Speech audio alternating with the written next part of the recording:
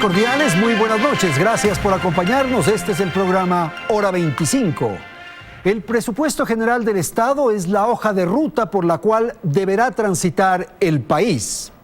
El gobierno ha presentado a la Asamblea para su aprobación la proforma para el 2019.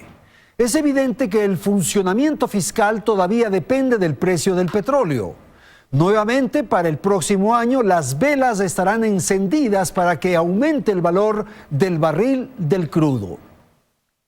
Hay un rubro sustancial que se menciona en el documento y tiene que ver con el pago al IES. ¿Qué hará el Estado para atender y para cumplir esa obligación el próximo año? No está claro el monto para la compra de derivados de petróleo que tendremos que hacer en el 2019. Se advierte una cantidad muy alta que no se incorpora al total del presupuesto y que tiene que ver justamente con el derivado o con los derivados del petróleo. ¿Qué pasa con el déficit fiscal, los subsidios y el recorte del gasto en el sector público? Esos son los temas que vamos a tratar en el transcurso de este programa. Les doy la más cordial bienvenida y empezamos. Natalie, buenas noches. Buenas noches, Andrés, amigos televidentes. La proforma presupuestaria para el 2019 asciende a 31.318 millones, sin incluir el rubro de compra de combustibles. Se trata de un aumento del 1.7% respecto a la proforma del 2018. Con el costo por importación de derivados, el gasto corriente del gobierno y el pago de amortizaciones de deuda, el gasto público llegará a 36.159 millones en el 2019. Casi 6.6% más frente a lo presupuestado este año. Dentro de los indicadores macroeconómicos que sustentan la proforma están el precio del barril de petróleo, que se ha estimado en $58.29, así como un crecimiento del Producto Interno Bruto de 1.43%. Cifra bastante optimista, dado que el Fondo Monetario Internacional proyectó que solo crecerá el 0.7%. Sin embargo, este cálculo se respalda en el aumento del precio y la producción petrolera en el país. Bien, vamos a entonces recibir a los invitados que están aquí en el estudio central de Teleamazonas. Agradezco la presencia de Santiago Caviedes. Él es el viceministro de Economía. También nos acompaña aquí en el estudio Luis Espinosa Godet. Él es profesor universitario de la Universidad San Francisco de Quito. Nos acompaña Norman Ray. Norman Ray es asesor del Ministerio de Finanzas. Y nos acompaña también Jaime Carrera, director del Observatorio Fiscal. Gracias a los señores que están alrededor de la mesa. Jaime, quisiera empezar con usted, si es tan amable, para tener una apreciación de orden general. ¿Cuál es la lectura que usted hace en torno a la proforma? Buenas noches. Gracias a la invitación. Buenas noches, un saludo a los compañeros de panel.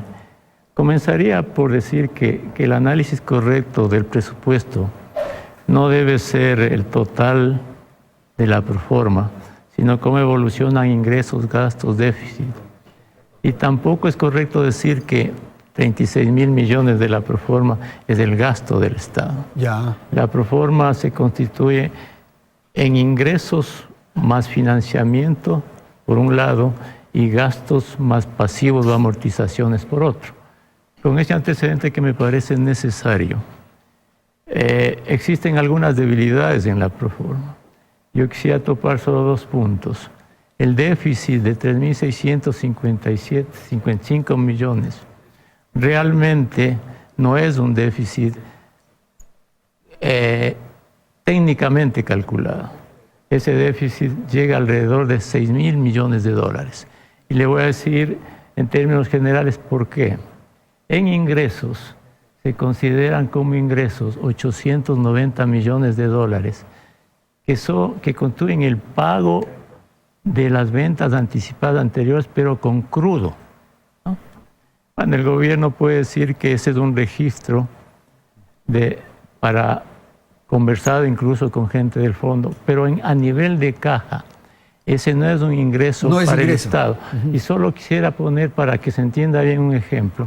Asumamos que el presupuesto del Estado son los 890 millones de eso, más 890 millones de pago de sueldos. Asumamos eso. Entonces tendríamos 890 millones de ingresos que son pagos con crudo y 800 millones de pago de sueldos en gastos. Tendríamos cuentas equilibradas. Ya. Y le damos al tesorero de la nación ese presupuesto. Entonces usted tiene cuentas equilibradas y dice no necesito financiamiento. Y el tesorero le va a decir ¿cómo pago los 890 millones de sueldos? Ok, Jaime, Ya, gracias. pero permítame completar sí. el otro tema que es importante en el déficit. Se registra como ingreso otras concesiones por 1.000 millones de dólares. Cuando usted tiene un balance público, tiene activos del Estado, petroleras, tiene empresas, tiene parques, tiene pasivos.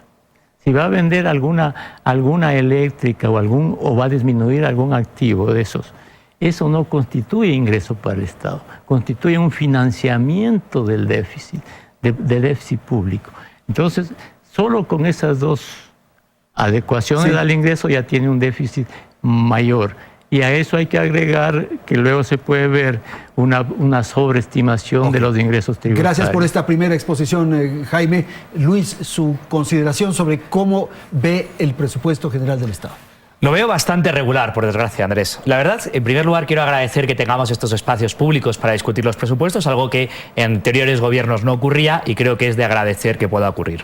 Al final, ¿qué es un presupuesto público? Un presupuesto público es una proyección de cómo nos va a ir el año siguiente y tiene dos elementos muy importantes. Primero, es confiable y, en segundo lugar, supone un cambio de modelo con respecto al anterior y, por desgracia, no podemos decir ninguna de las dos cosas.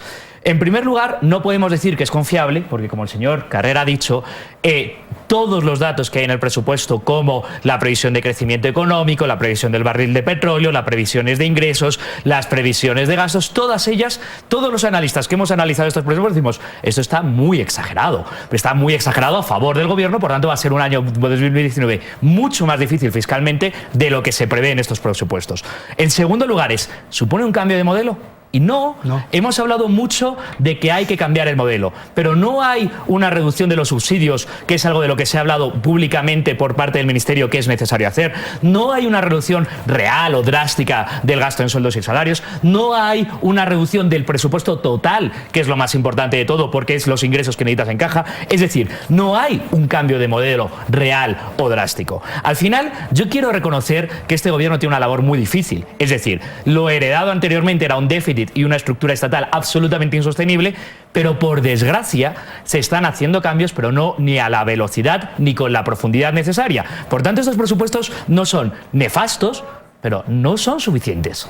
Ok, muchísimas gracias. Ahora sí, vamos a escuchar qué dice Santiago Caviedes sobre lo que acabamos de escuchar y capaz explicar a la ciudadanía cuál es el concepto, la filosofía, si cabe, con la que ha sido elaborado esta proforma. Buenas noches. Buenas noches, gracias. Andrés. Un saludo a todos. La verdad es que debemos esto enmarcar dentro del plan de prosperidad que impulsa el gobierno nacional y el ministro Martínez. El plan de prosperidad tiene dos pilares tal vez fundamentales. El uno es la consolidación fiscal que debemos nosotros implementar en los próximos años para quitar ese peso enorme que significan los déficits fiscales acumulados en el tiempo, y eso lo debemos hacer de una forma paulatina, porque debemos aplicar ingeniería inversa para desmontar lo que se montó durante el boom y el manejo bastante relajado de las finanzas públicas en los últimos años, y por otro lado dar impulso al sector privado para que pueda ser el motor de crecimiento. Entonces no podemos desatar lo uno de lo otro, y ahí tenemos la ley de fomento productivo que efectivamente abre un espacio muy importante para que el sector privado pueda invertir y generar esos puestos de trabajo y el crecimiento económico que va a necesitar el país mientras consolidamos la parte fiscal. Entonces yo no creo que se puede desatar eso, y por lo tanto el presupuesto del Estado es un elemento importante, pero no el único dentro de un plan económico. Entonces, cuando nosotros hablamos de cambio de modelo, definitivamente también debemos ver lo que estamos haciendo por el lado de los incentivos al sector privado. ¿Pero usted cree que la proforma tal como está elaborado va en la línea que plantea Luis, en el sentido de cambiar el modelo? Definitivamente. Paulatino, pero va en esa dirección. Mira, tenemos un déficit fiscal que es menor que el que vamos a cerrar este año y mucho menor del que cerró en el año 2017.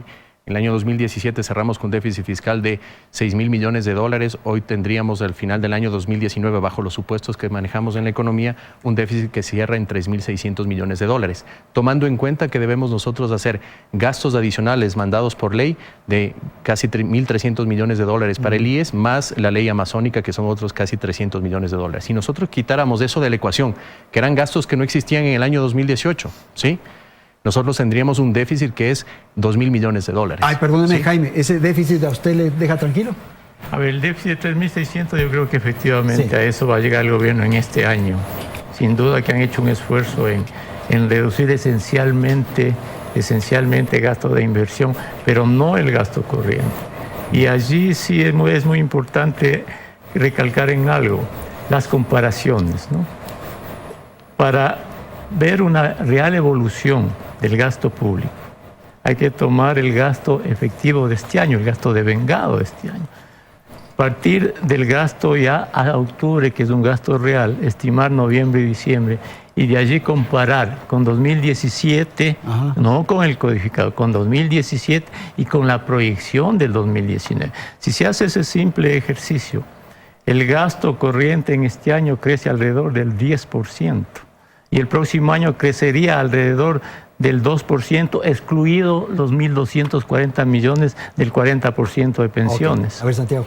Sí, a mí me parece que hay algunas imprecisiones en ese análisis. Lo primero que debemos tener bien claro, ¿no es cierto?, es que excluyendo el pago de la seguridad social y excluyendo lo que debemos nosotros pagar por ley amazónica, si uno ve cada uno e intereses que también suben, uno ve cada una de las líneas, hay una reducción del gasto. Estoy, digamos, de acuerdo en que vamos en el camino correcto. Tal vez se puede imprimir más velocidad, pero aquí debemos ser muy cautelosos. La velocidad, ¿no es cierto?, es lo que nos puede complicar. De hecho, un estudio reciente del Banco Mundial indica claramente que el ajuste fiscal, ¿no es cierto?, el que es menos complicado para la economía es un ajuste paulatino y ordenado. Porque ¿qué es lo que tenemos nosotros ahora? Tenemos que desmontar todo lo que se montó. Claro. Y si lo hacemos de una, ¿no es cierto?, podemos tener problemas económicos. Claro. Un recorte drástico y dramático del gasto podría generar una recesión económica muy complicada. Entonces nosotros manejamos esto con responsabilidad y estamos reduciendo efectivamente los gastos. Solo para poner un ejemplo, en bienes y servicios estamos reduciendo 370 millones de dólares este año, ¿no?, en el presupuesto. Entonces, yo sí quiero dejar bien claro que estamos en la senda correcta, ¿no es cierto?, que pese a que tenemos necesidades de gasto que están obligadas por ley, reducimos el déficit y que eso de ahí genera una base, desde nuestro punto de vista, el presupuesto general de Estado, una base bastante prudente, ¿no es cierto?, para enfrentar un año 2019 desafiante por dos temas, ¿no es cierto?, desafiante porque los mercados internacionales están complicados para todos los mercados emergentes y no solo para el Ecuador, y además que debemos hacer la ingeniería inversa de lo que se montó en los últimos 10 años. Esos son los retos que debemos manejar. Gracias. Norman, por favor, buenas noches. Buenas noches y un saludo fraterno, Jaime, Luis, y a Santiago, Andrés, y a todos quienes nos están viendo este momento. Pienso que de todas maneras el presupuesto, además de ser un instrumento económico, que básicamente lo es en su esencia, también es un instrumento de política pública. Es fundamental entender que el presupuesto refleja también las condiciones exactas en las cuales se puede tener los elementos a la mano para poder gestionar una decisión de gobierno enfocada con unos objetivos claros. Hay un plan de prosperidad, Santiago fue claro y lo señaló, y eso cumple unos pasos. El Ecuador en este momento necesita hacer un ejercicio de sanación, ¿no?, a su economía para generar condiciones que permitan también avanzar en un acto de asumir responsabilidades diferenciadas en donde se va a poder sustentar la superación de una crisis que de todas maneras sabemos que la estamos viviendo por las condiciones también globales que están sucediendo alrededor de todo el mundo. En ese sentido, este presupuesto cumple con los límites constitucionales para los temas de inversión social. Eso se mantiene, dice usted. Está claramente establecido. Adicionalmente a eso entra con fuerza también lo que tiene que ver con el tema de la seguridad social, que no es menos. Hay base legal, pronunciamiento de la Corte Constitucional que le obliga al Estado ecuatoriano, en este caso a quien ejerce el gobierno nacional, a respetar este porcentaje del 40% que va a ir destinado a responder fundamentalmente al tema de las pensiones jubilares. Esto es un tema que tiene un peso y una carga, pero es también una decisión política. Uno puede decir, no voy a pagar la deuda. El gobierno anterior dijo, no hay deuda. Este gobierno está diciendo, existe una deuda, la reconoce, la asume, se somete a ese mandato y asume frente a la ciudadanía un compromiso claro. Luis, hay una preocupación social, dice Norman Ray. Yo quiero decir dos cosas. En primer lugar, Ecuador tiene una situación económica muy grave. Si vemos las previsiones de crecimiento para América Latina para el 2018-2019, Ecuador es el cuarto peor país. Solo 4 peor que Ecuador. Venezuela, que es un desastre obvio. Nicaragua, que es un desastre obvio. Y quiero centrarme en Argentina, que es el tercero por abajo, que tenía esa política del gradualismo, vamos a salir del kirchnerismo poquito a poco. ¿Qué ha ocurrido? Que el poquito a poco no ha sido suficiente y al final ha tenido que venir el rescate del FMI y la caída del PIB. La realidad es que Ecuador está creciendo tan poco que per cápita, es decir, crece más la población que la economía. ¿Qué quiere eso decir? Que cada ecuatoriano no es un poco más rico el año que viene, porque hay más ecuatorianos y la economía no crece lo suficiente. Es decir, que cada joven ecuatoriano que se incorpora al mercado laboral, y yo pienso como profesor universitario en mis alumnos, no aporta más a la economía porque no se lo permite. Es decir, un problema de lo fiscal, de lo público y de lo privado, pues, de la economía en su conjunto. Del modelo económico. Pero no es cierto que hay una crisis internacional, la crisis es ecuatoriana, y lo que yo quiero decir es, no veo realmente ese cambio de modelo proyectado a 4 años, porque en los mismos presupuestos se proyecta hacia el 2022. La realidad es que de gasto permanente se pasa de 18.000 millones a 19.000 millones. Luego se quiere gastar más. Luego el modelo no es de menos gastar. No se habla de reducir los subsidios, que son los problemas graves de la economía. Y yo estoy de acuerdo con el señor Wright que hay que tener compasión y que el presupuesto público tiene que ayudar a los demás. ¿Cuál es el problema? Que cuando el presupuesto tiene déficit y la financiación de Ecuador está al 12%, quiere decir que gastamos el 12% más en cada política pública. Y eso es completamente irresponsable. Por eso, lo primero para tener una buena política pública es tener un presupuesto equilibrado. Bueno, yo creo que aquí hay un conocimiento parcial de la situación económica mundial, ¿no? El año pasado la tasa de interés de Estados Unidos era de 1.7%. Si emitía bonos, el Tesoro de Estados Unidos pagaba 1.7%. Hoy sí los emite, tiene que pagar 3.1%. Hay un incremento de las tasas internacionales, ¿sí? Por lo tanto, la situación de liquidez a nivel global es menor. Y eso impacta a los mercados emergentes. Esa es la situación que debemos enfrentar. Entonces creo que eso debemos tener bien claro, que no somos una isla y dependemos, para el caso del Ecuador, el financiamiento tanto del sector público como del sector privado depende de los mercados internacionales, porque son los dólares que entran a la economía. Entonces quiero dejar bien claro que el panorama es desafiante y que sí es algo que sí se debe tomar en cuenta, porque ese incremento de las tasas de interés hace que el manejo fiscal obviamente tenga ciertas complicaciones. Eso creo que es importante tener en cuenta. Lo segundo es que efectivamente uno tiene que ir reduciendo ese déficit fiscal, ¿sí? Y ese déficit fiscal viene en la buena trayectoria, ¿sí? Seguramente se puede acelerar o no se podrá acelerar. Eso es una discusión que sí podemos tener, pero la trayectoria es la correcta y creo que estamos en el buen camino. Y por otro lado, ¿no es cierto? Creo que es importante ver que el sector privado también tiene una responsabilidad importante. Nunca han tenido mejor entorno legal, político y de apoyo del sector público para que el sector privado pueda invertir, y creo que esa es una parte de la ecuación que no se está tomando en cuenta. El economista Espinosa expresa su preocupación por el gradualismo y pone como ejemplo Argentina. Mira, yo creo que Argentina es un caso diferente al del Ecuador, ¿no es cierto?, con sus cosas semejantes. En el caso de Argentina, la reducción del gasto fiscal fue demasiado lenta y por otro lado tenían un apalancamiento para el financiamiento del sector público basado en los mercados internacionales con altas tasas de interés. Un arbitraje de tasas de interés que se les cayó abajo, se cortó el financiamiento y tuvieron que hacer el ajuste dramático. El caso del Ecuador es diferente. Sí, entonces yo creo que sí, si hay similitudes, hay cosas que son diferentes, sobre todo en el diseño del plan económico. Jaime, su apreciación, por favor. El mejor juez de la política económica y fiscal de un país son los mercados. En el momento de este foro, el riesgo país está en 700 puntos, al margen de la tasa de interés de Estados Unidos. El riesgo país de países vecinos, Colombia, Perú, Chile, está a menos de 200 puntos. Eso le da la medida de que esta trayectoria fiscal del país, como está planteada, no lleva a la sostenibilidad fiscal ni a bajar el riesgo país. Se pueden argumentar una serie de cosas, pero los mercados responden de otra manera y analizan cada número del Estado y lo analizan con rigurosidad, con absoluta rigurosidad. Un país que tenga ese nivel de déficit y requerimientos de financiamiento, déficit más pasivos, de entre 8.000 y 10.000 millones de dólares, no es viable fiscalmente. Y eso se refleja en esta calificación que es el riesgo país, ¿verdad? Y además hay un aspecto conceptual que es muy importante. El país no tiene que, a como dé lugar, financiar los déficits. Tiene que reducir el déficit. Evitar el... Porque vamos a poner el caso de que el país este rato pudiese conseguir 8.000, 10.000 millones de dólares a cero de interés. Sí. Con un déficit de 6.000 millones. Tiene el mismo nivel de gasto en el futuro, que no es sostenible. El problema es que no es sostenible. Y esa gradualidad no lleva a ninguna parte. Aquí se ha dicho, efectivamente el déficit en este año yo creo que va a llegar a unos 3.600 millones de dólares.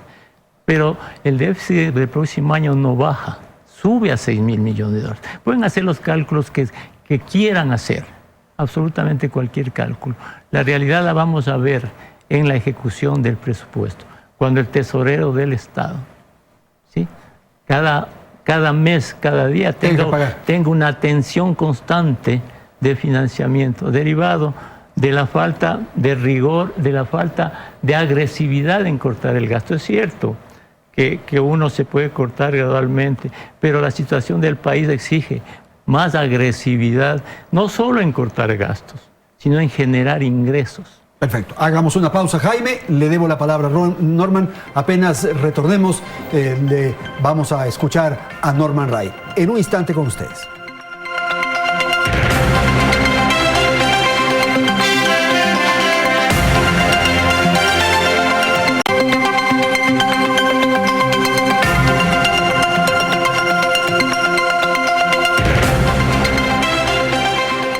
El gasto del gobierno en subsidios se duplicará en el 2019 en la programación presupuestaria publicada por Finanzas. El fisco destinará 6.955 millones a 12 subsidios en este 2019. Se trata de un incremento de 3.485 millones en relación con lo estimado en la proforma del 2018. Dos factores inciden en el alza. El primero es el incremento del precio del crudo, que incide en la cotización de los combustibles. El segundo factor es el pago del 40% del aporte estatal a las pensiones del IES. Si bien subió el aporte, representa solo la mitad de los 2.457 millones solicitados por el IES para atenciones médicas y otras prestaciones que debe costear el Estado. Asimismo, en 6% se redujo el subsidio para el bono de desarrollo humano. Bien, vamos entonces a la segunda parte del programa, los subsidios, por favor, Norman. ¿Cómo manejarlos? ¿Cómo enfrentarlos? Usted en su primera intervención hizo relación al tema social, sin embargo, el asunto de los subsidios tiene un impacto en esto que estamos hablando. Por favor. Yo creo que este es un tema de fondo y coincido que debe ser abordado en algún momento por el Ecuador, y este gobierno lo está haciendo.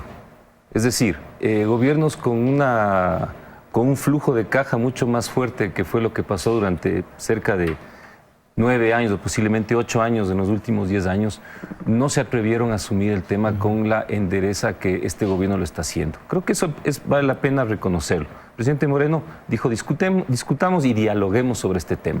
Ahora, ¿por qué hay que discutir y dialogar este tema?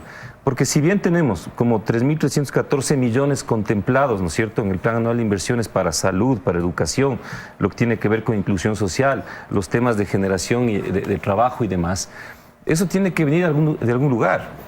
Eso viene desde un factor distributivo en materia impositiva, que sigue siendo uno de los grandes ingresos del presupuesto, pero también una utilización responsable de esos subsidios. Ahora, si tú has tenido un país que históricamente ha estado apegado al tema del subsidio, generación tras generación, es decir, abuelos, padres e hijos vieron en los subsidios que siempre estuvieron de alguna manera ahí puestos, vieron cómo gobiernos que intentaron entrar en este tema fueron derrocados en su momento por una mala explicación de qué es lo que se quiere hacer.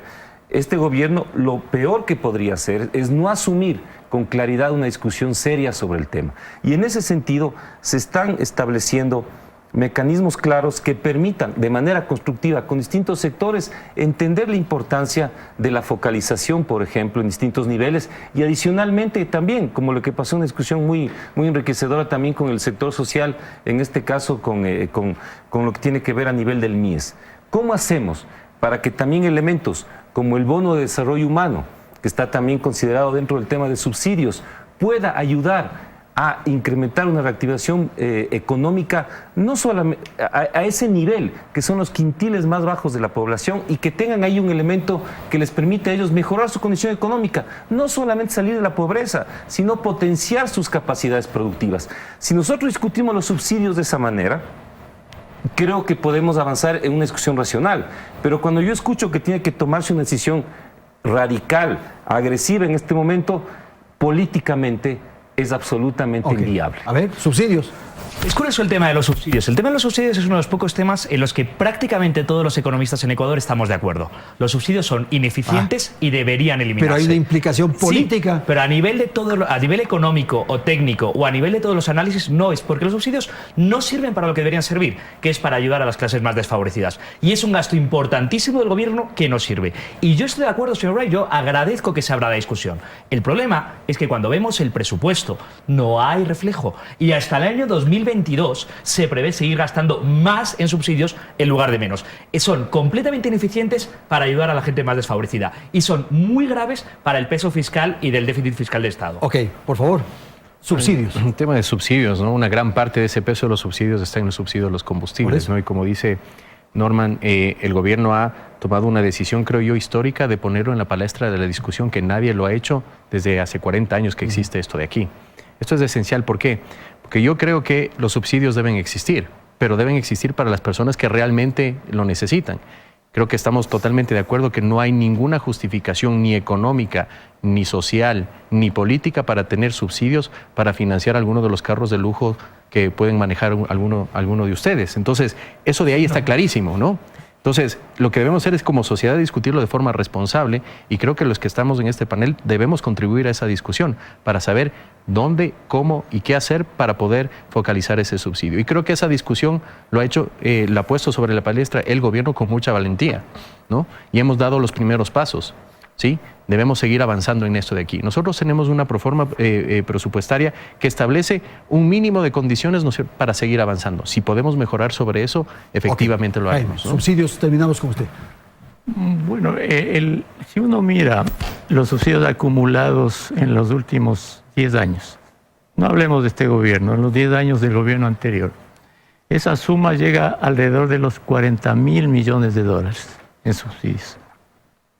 Si en su momento los subsidios se hubiesen reducido, el Ecuador no se hubiese endeudado en bonos soberanos en 14.750 millones de dólares.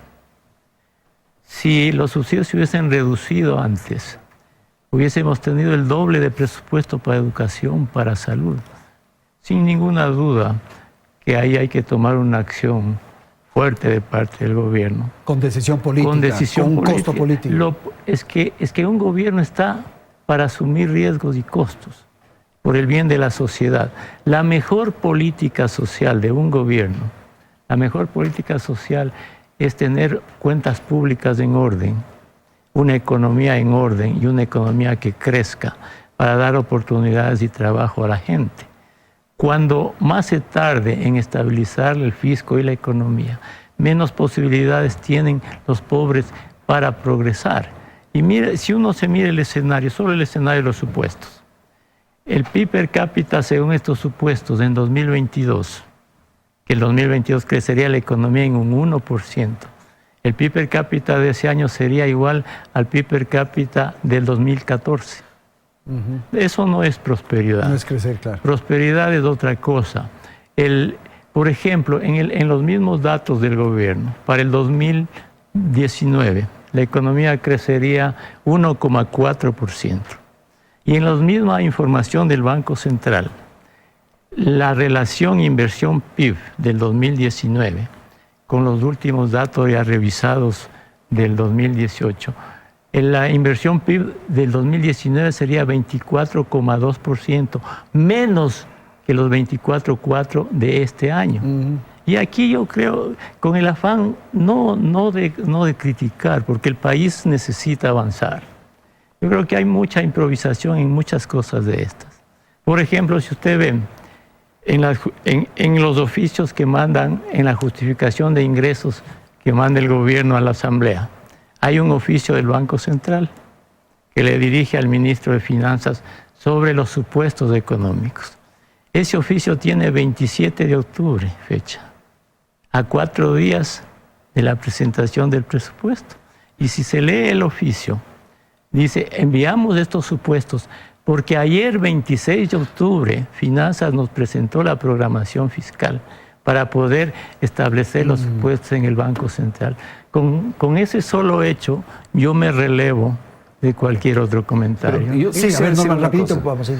El tema de los subsidios es uno de los temas más delicados en la discusión del manejo de la economía del país desde hace 30 años. Esto hay que ponerlo sobre la mesa.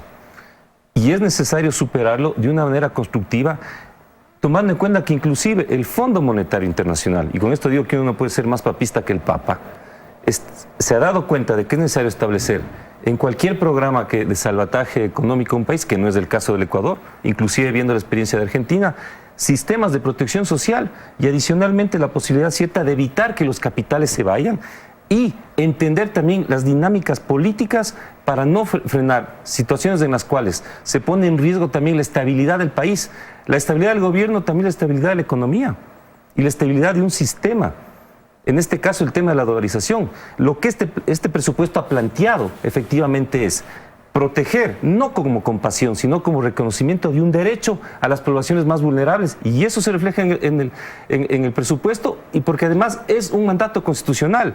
Y además generar una invitación al sector privado, del cual todavía están en deuda, de asumir los incentivos que se les ha pedido para que inviertan y crean en el país, el nacional y el extranjero. Tenemos más cifras que compartir con ustedes y que tienen como origen o como fuente el presupuesto, la proforma que ha sido remitida a la Asamblea Nacional.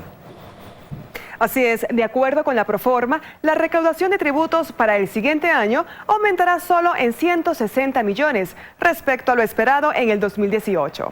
Sin embargo, el fisco prevé nuevos ingresos en el 2019 por concesiones, las cuales sumarían 1.000 millones. El comunicado de Finanzas no dio detalles sobre este rubro, pero desde septiembre el gobierno trabaja con un equipo del Banco Interamericano de Desarrollo en un proceso de monetización de los activos del Estado. Bien, entonces vamos a entrar al tema tributos, por favor. ¿Hay la posibilidad de que se tenga que llevar adelante una reforma tributaria durante el 2019? Mire, un presupuesto tiene algunos supuestos. Tenemos un supuesto del precio del petróleo que es razonable, de hecho es inferior al que tiene el Fondo Monetario Internacional. Tenemos nosotros un supuesto de crecimiento que es bastante razonable, asumiendo que la inversión privada no se acelera como esperamos que pase, ¿no es cierto? Somos muy cautos y muy prudentes en lo que presentamos. Las tasas de crecimiento bajas son precisamente porque nosotros más bien nos orientamos a ser extremadamente prudentes en nuestros pronósticos, ¿no? Entonces, en vez de ser una crítica, debería ser más bien algo que debemos resaltar ahí, la prudencia con la que manejamos los números, ¿no? Entonces, para empezar esto, ¿qué es lo que tenemos? Que mitigamos los riesgos en la economía, y eso está definitivamente en el presupuesto general del Estado, con un supuesto de crecimiento de recaudación de impuestos bastante pequeño, ¿no? Apenas el 1%, muy conservador, muy prudente, ¿no? Podría ir mejor si es que la inversión se acelera, la inversión privada, y por eso vuelvo yo a llamar a la necesidad de que el sector privado ponga y acelere esa inversión. Hemos dado todas las condiciones están dadas en las exenciones que ponemos por ley para acelerar, y que estamos manejando la parte fiscal con mucha prudencia para eliminar ese déficit fiscal, ¿no es cierto?, en un plazo prudencial. Con lo cual no sería necesario entonces una reforma tributaria. Entonces, en principio, ¿no es cierto?, las cosas no sería necesario, ¿no? ¿Qué es lo que debemos hacer? Si necesitamos acelerar, ¿no es cierto?, ese ajuste fiscal, tal como lo plantea Luis, ¿no es cierto?, deberíamos recortar más los gastos y a lo mejor ver dónde podemos generar más ingresos. Pero en el supuesto inicial eso no existe. Si las cosas van ahí, está muy bien. Además, no necesariamente se tendrían que subir los impuestos. Hay una serie de exenciones en el Código Tributario que se deberían cerrar para levantar con la misma tasa impositiva más impuestos que hoy por hoy no se están pagando, ¿no? O sea, un caso muy claro es cómo nosotros como ciudadanos tenemos derecho a unas exenciones que benefician a la gente que más dinero tiene en el país, ¿no es cierto? Entonces, hay muchas cosas que se pueden reformar sin necesidad de subir los impuestos, ¿no? ¿Le tranquiliza? No sé, Luis. Sí, buenas.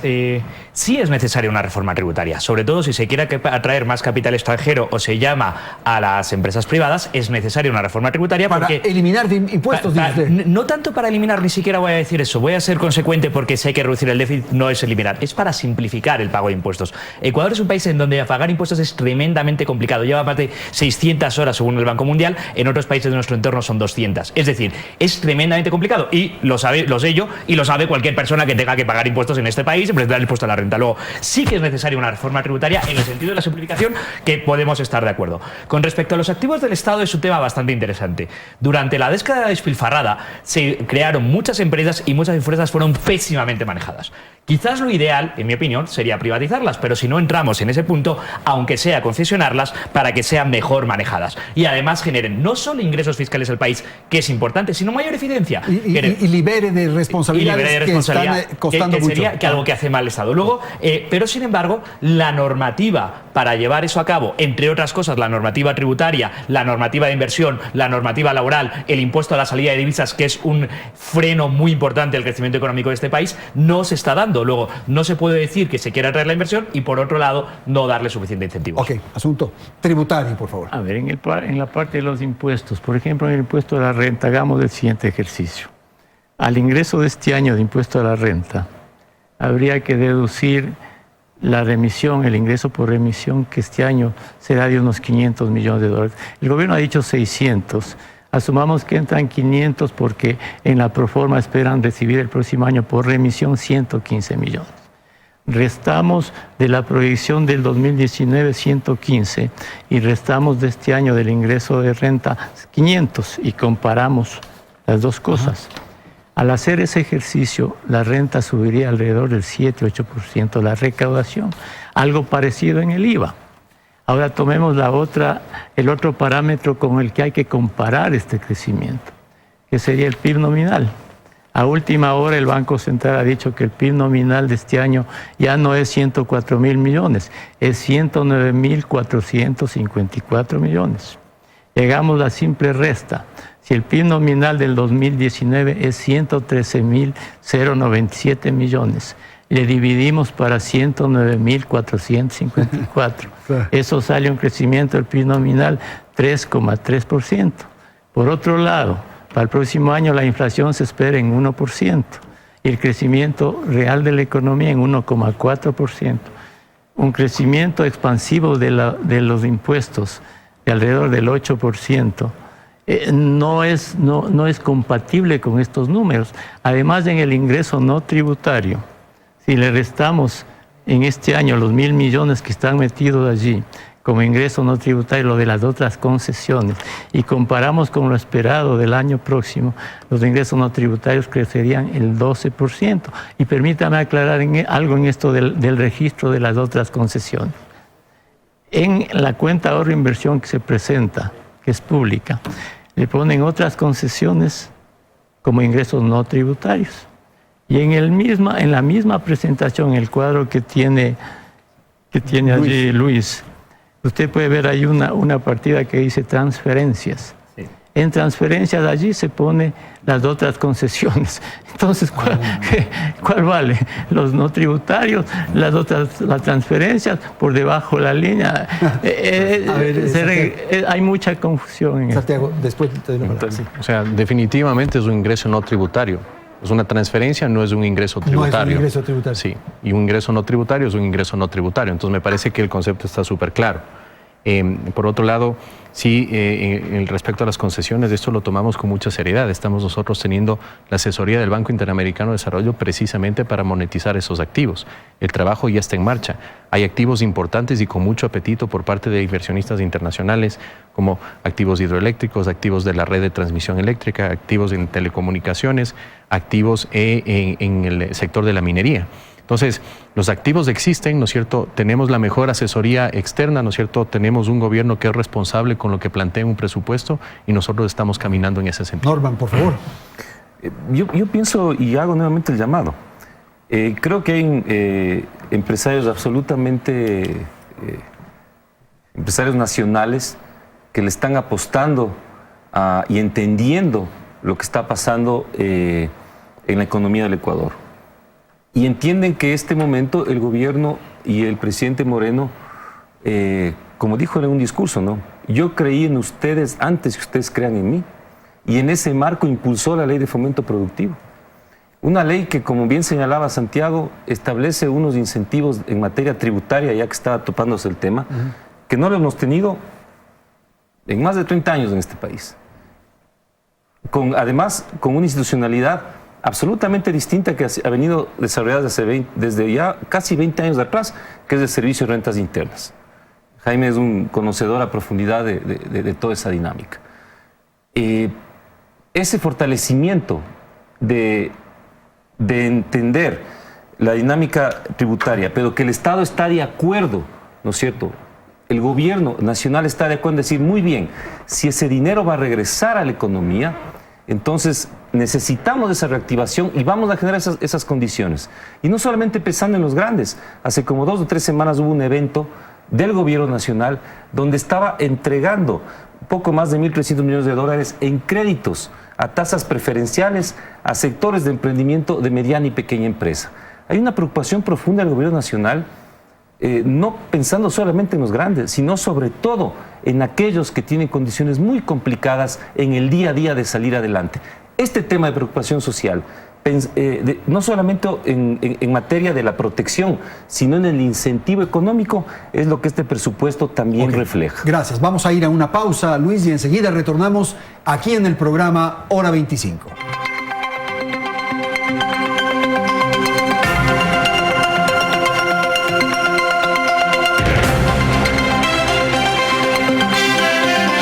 Yo me llamo Gala.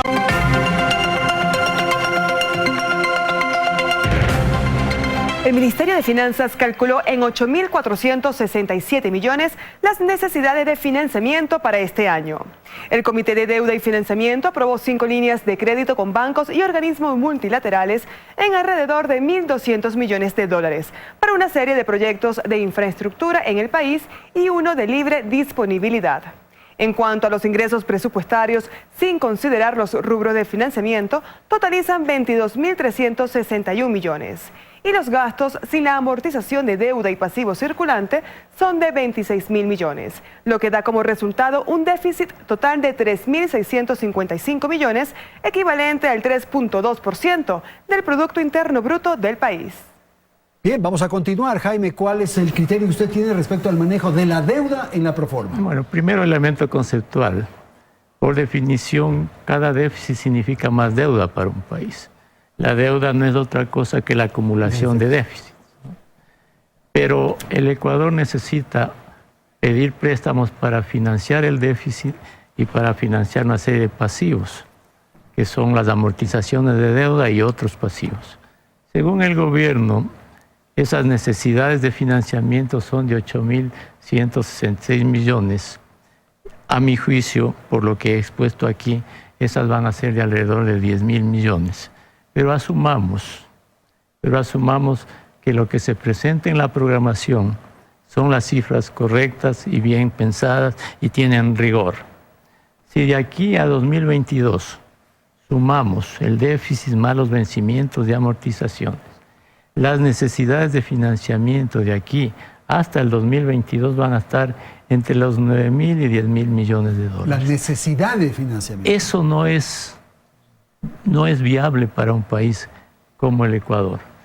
Entonces, lo que se deduce de esto es que hay que reducir el déficit de manera importante. Ahí está y no hay otra central. salida. Pero yo quisiera topar algo más sobre el tema, algo que dijo Norman, ¿no?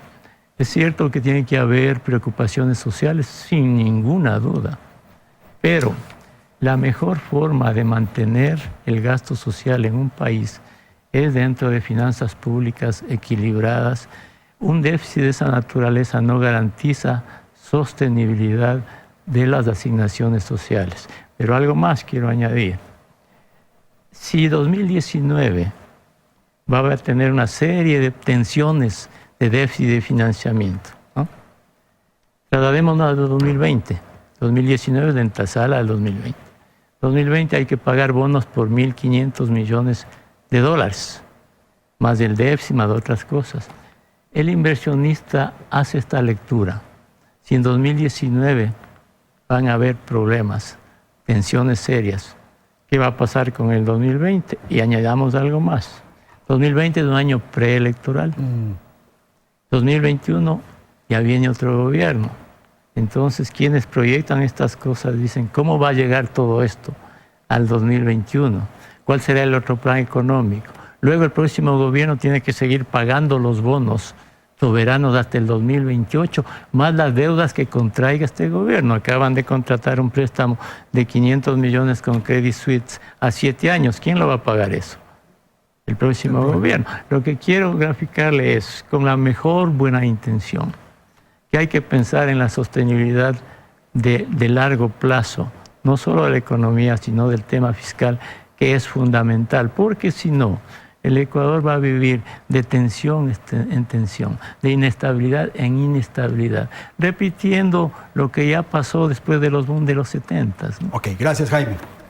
Santiago, por favor. En el tema de deuda, ¿no? Obviamente el desafío está en una situación de mercados externos que son complejos por la mayor tasa de interés y por la restricción de liquidez. Por lo tanto, es muy importante un manejo prudente de las finanzas públicas, y es lo que nosotros presentamos en el presupuesto, y creo que todos los que estamos en este panel tenemos claro que uno de los objetivos nacionales es reducir ese déficit, de eso no hay duda. Tal vez en lo que podemos diferir, ¿no es cierto?, es en la velocidad. Ya. Pero el objetivo es exactamente el mismo. En cuanto al financiamiento, obviamente las necesidades de financiamiento se dan por el déficit que generamos, ¿no es cierto?, y lo que se tiene que amortizar deuda. Gran parte de esas amortizaciones, las fuentes de financiamiento son identificadas, multilaterales y demás. Hay una brecha de financiamiento que tenemos identificado nosotros, el financiamiento, y tenemos varias opciones para el Ecuador. El Ecuador tiene básicamente tres colchones de liquidez a los que puede acceder para financiarse a nivel externo. Por un lado es el financiamiento chino, que siempre está ahí, digamos, presente para todo el mundo y no solo para el Ecuador. O sea, el principal prestamista de Estados Unidos es precisamente China. China también financia a países europeos hoy por hoy, ¿no es cierto? O sea, China es una fuente importante de financiamiento. Wall Street o los mercados, ¿no es cierto?, que hoy por hoy lo que estamos haciendo es trabajando para ganar esa credibilidad que se perdió en el país y que nosotros responsablemente la estamos recuperando, donde tenemos contacto permanente y nos han estado financiando. Las estructuraciones de financiamiento no han sido por emisión de bonos, sino por financiamiento estructurado de los mismos operadores de Wall Street que confían en el Ecuador, y por el otro lado se tienen los multilaterales, ¿no es cierto? Son esas tres fuentes de financiamiento que nosotros tenemos ahí. Dependiendo de la situación, ¿no es cierto?, cómo se presente con una o con otra. Perfecto. Buenas. El problema de la deuda, ¿qué es? La deuda es acumular déficit, como ha dicho el señor Carrera. ¿Qué quiere esto decir? Que el gobierno de ahora gasta y también despilfarra parte de ese gasto y lo pagan los ciudadanos del futuro. Y no solo lo pagan los ciudadanos del futuro, lo pagan con especiales tipos de interés.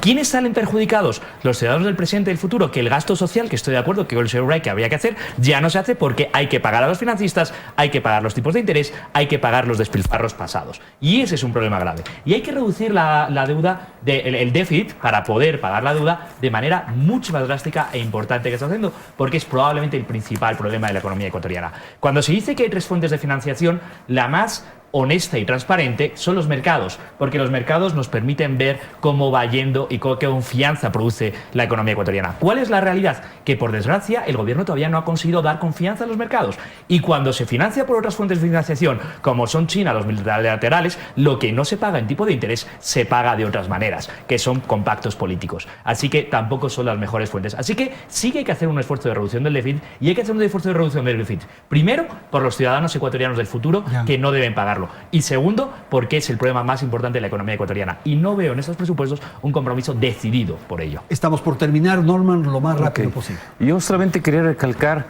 que sí hay una diferencia. Ahora sí se da preeminencia y se piensa en la protección social en relación al tema de la deuda. es en la década de los 90 donde se dejaba el gasto público en salud y educación. Además, sobre eso hay muchísima literatura. Uno tiene que revisar todas las discusiones que hubo sobre el tema del gasto fiscal con organismos internacionales como el Programa de Naciones Unidas y el propio UNICEF. Fue un debate de 10, 15 o 20 años en el Ecuador, que de todas maneras reflejó y es la base por la cual en la Constitución se puso con claridad que debe haber por lo menos unos pisos que deben ser protegidos. Esto ya el Ecuador lo discutió ya. Ahorita no es el tema que das preeminencia. Ambas cosas son importantes, porque primero tienes una obligación con tu población, porque también puedes estar capitalizando tu futuro por el cumplimiento de esas obligaciones, y también tienes una obligación en el mercado externo para demostrar que eres un país que cumple sus obligaciones. Este momento el Ecuador, ¿no es cierto?, es un país que puede presentarse ante los inversionistas como que cumple sus obligaciones.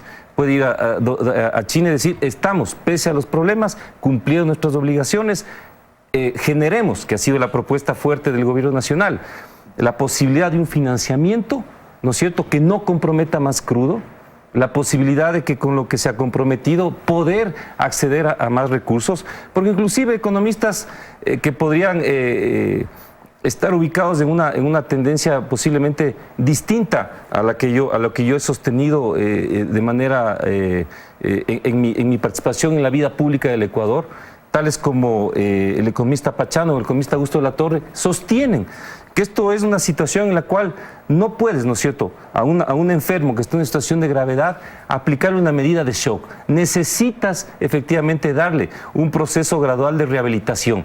Y yo coincido en un tema, y creo que coincidimos todos ahí, lo que también mejora la economía, además de las finanzas públicas, es tener elementos de reactivación económica. Okay. Y ahí es donde yo creo que el sector privado, insisto, tiene todavía mucho que dar en la apuesta por este país. Bien, muchísimas gracias a Jaime Carrera, a Luis Espinosa, a Santiago Caviedes y Norman Ray, que han estado esta noche aquí en los estudios de Teleamazonas.